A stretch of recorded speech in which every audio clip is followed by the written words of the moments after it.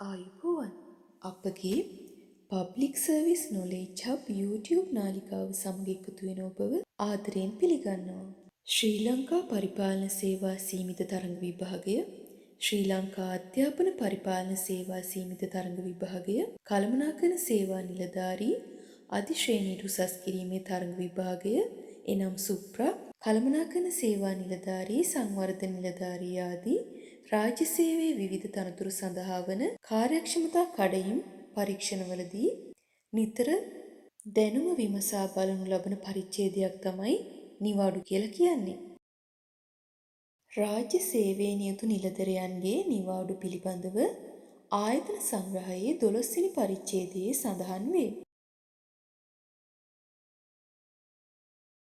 රාජ්‍ය සේවයේ නියුතු නිලධරයන්ගේ නිවාඩු සම්බන්ධ වීඩියෝවේ දෙවන කොටස මෙලෙස ඔබ වෙත රැගෙනු ලබනවා.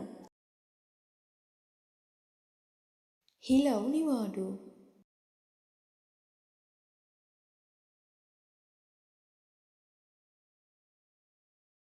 ආයතන සංග්‍රහයේ 12 පරිච්ඡේදයේ 7 වගන්තිය අදාළ වේ.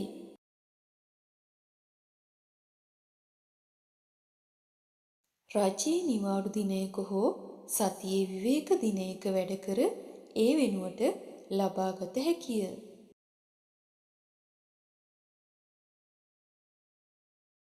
හිලව් නිවාඩු අනුමත කිරීම දෙපාර්තමේන්තු ප්‍රධානියා විසින් සිදු කළ හැකිය.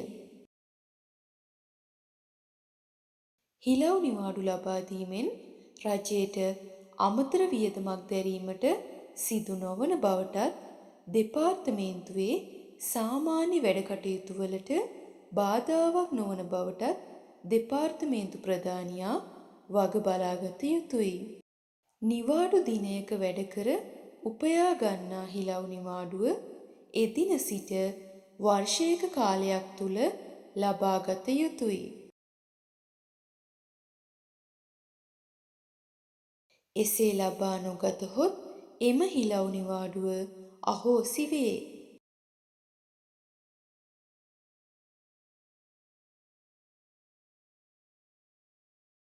නිලධාරියෙකු සත්‍ය ලෙස වැඩ කරන ලද කාලයට පමණක් හිලව් නිවාඩු ලබා දිය යුතුය. මෙහිදී ගණන් ගත යුතු පැය ගණන විය යුත්තේ අදාළ නිලධාරියා සාමාන්‍යයෙන් වැඩ කරන කාලය තුලට ගැනෙන පැය ගණන පමණි.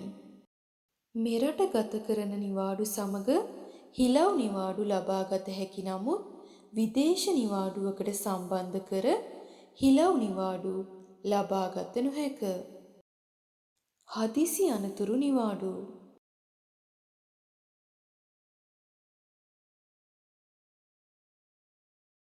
ආයතන සංග්‍රහයේ 12 පරිච්ඡේදයේ 9 වගන්තිය අදාළ වේ.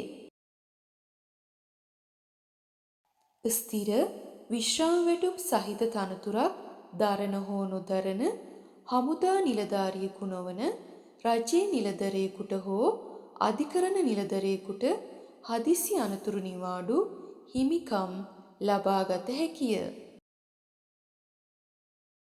හදිසි අනතුරු නිවාඩු හිමිකම් ලබා දිය හැකි අවස්ථා.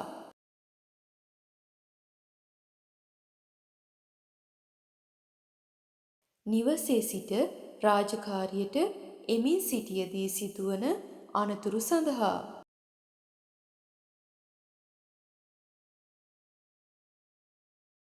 රාජකාරිය නිමා කර නිවසට යමින් සිටින අවස්ථාවක සිදුවන අනතුරු සඳහා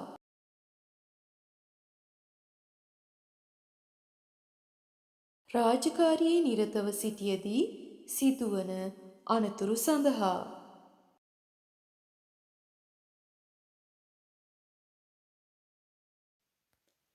රාජකාරී කටයුතු සඳහා බැහැරට ශේෂ්ත්‍රයට යමින් සිටියදී සිදුවන අනතුරු සඳහා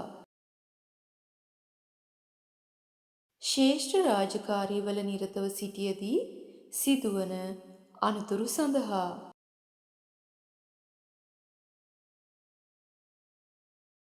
ශ්‍රේෂ්ඨ රාජකාරි නිමවා රාජකාරී ස්ථානයට හෝ නිවසට එමින් සිටියදී සිදුවන අනතුරු සඳහා රාජකාරී ශේෂ්ත්‍රයට අදාළ වූ යම් ක්‍රියාවක් කිරීමේදී සිදුවන අනතුරු සඳහා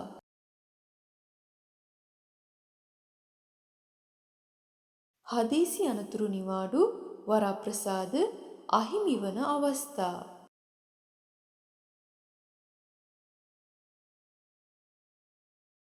නිලධරයා යම් නීතියක් රෙගුලාසියක් උල්ලංඝනය වන අයුරින් ක්‍රියා කර තිබීම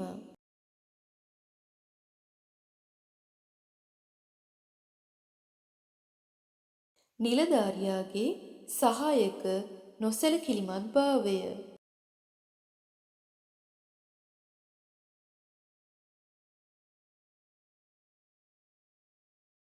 නිලධාරියෙකුට ලබා දිය හැකි හදිසි අනතුරු නිවාඩු ප්‍රමාණය තුවාලයේ ස්වභාවය හා වෛද්‍ය මණ්ඩලයේ නිර්දේශය අනුව මාස 12ක් දක්වා වැටුප් සහිත හදිසි අනතුරු නිවාඩු අනුමත කිරීමට අමාත්‍යාංශ ලේකම්ට හැකියාව ඇත. එය ප්‍රමාණවත් නොවේ නම් වෛද්‍ය මණ්ඩලයේ නිර්දේශය මත තවත් මාස 6ක් දක්වා අඩවැටුප් නිවාඩුද අනුමත කිරීමට අමාත්‍යාංශ ලේකම්ට හැකියාව ඇත. මෙසේ අනුමත කරන නිවාඩු නිලධරයාගේ සාමාන්‍ය නිවාඩු වලින් අඩු නොකළ යුතුය. නමුත් නිලධරයාට අවශ්‍ය නම් අඩවැටුප් නිවාඩු ලබා නොගෙන නිලධාරියාට හිමි නිවාඩු ලබාගත හැකියි.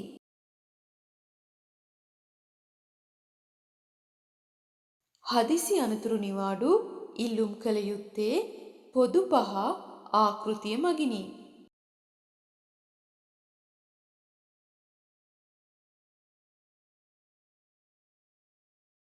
විශේෂ අසනීප නිවාඩු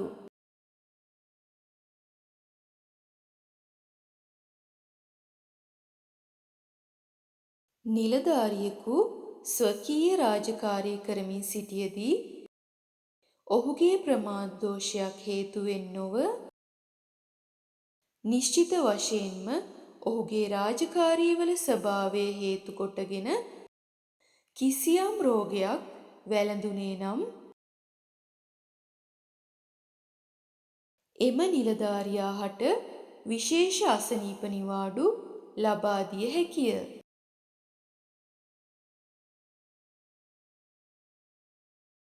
රජයේ වෛද්‍යවරයෙකු විසින් නිකුත් කරන වෛද්‍ය සහතිකයක් ඉදිරිපත් කළ යුතුය.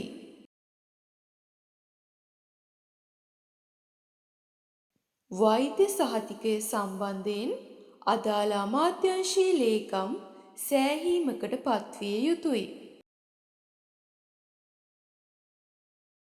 මාස 6ක් දක්වා වැටුප් සහිත නිවාඩු අමාත්‍යාංශ ලේකම් හට අනුමත කළ හැකියි.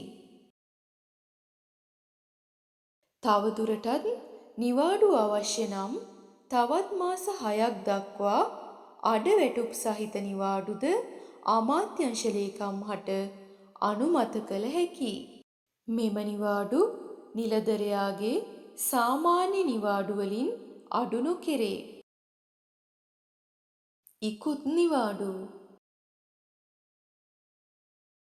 පවතින වර්ෂයේත් පෙර වර්ෂයේත් හැර ඊට පෙර වසරවල ඉතිරි කරගෙන ඇති විවේක නිවාඩු ඉකුත් නිවාඩු ලෙස ලබාගත හැකිය. නිලධරයෙකුට ඉකුත් නිවාඩු ලබා දිය හැකි අවස්ථා නිලධරයා අසනීප වීම හේතුවෙන් පවුලේ අයෙකුගේ මරණය වෙනුවෙන් පවුලේ අයෙක් අසනීප වීම හේතුවෙන්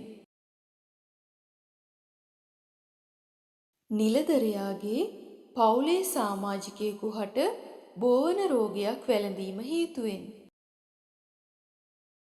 ඉහත කරුණු වෙනුවෙන් පවත්වන ආගමික කටයුත්තක් සඳහා නිලධාරියාගේ විවාහය සඳහා පෞද්ගලික කරුණකට සිතා සිපිට උසාවියේ පෙනී සිටීම සඳහා ඉකුත් නිවාඩු සඳහා අදාළ වන විධිවිධාන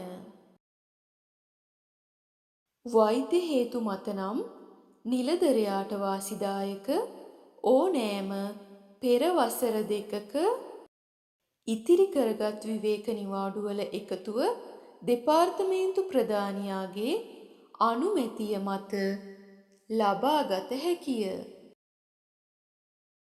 වෛද්‍ය නොවන හේතුවක් මත නම් ඕනෑම අනුගාමී වසර 2ක ඉතිරිව පවතින විවේක නිවාඩුවල එකතුව දෙපාර්තමේන්තු ප්‍රධානියාගේ අනුමැතිය මත ලබාගත හැකිය.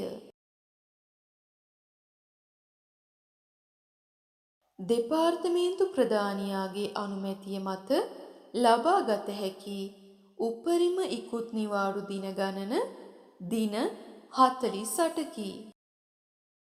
නිලධරයා වෛද්‍ය හේතුන් මත තවදුරටත් ඉකුත් නිවාඩු ඉල්ලන්නේ නම් තවත් වසර 2ක ඉතිරි කරගෙන ඇති විවේක නිවාඩු අනුමත කිරීමට අමාත්‍යාංශ ලේකම්ට හැකියාව ඇත. නමුත් මෙහිදී නිලධරයාගේ වැඩ පැමිණීම හැසිරීම යහපත් බවටත් නිවාඩු ඉල්ලීමේ නිර්ව්‍යාජත්වය පිළිබඳවත් අමාත්‍යාංශ ලේකම් සෑහීමකට පත්විය යුතුය. අනුගාමී වසර 2ක් තුළ නිලධරයෙකුට ලබා දිය හැකි උපරිම ඉකුත් නිවාඩු දින ගණන දින 96කි.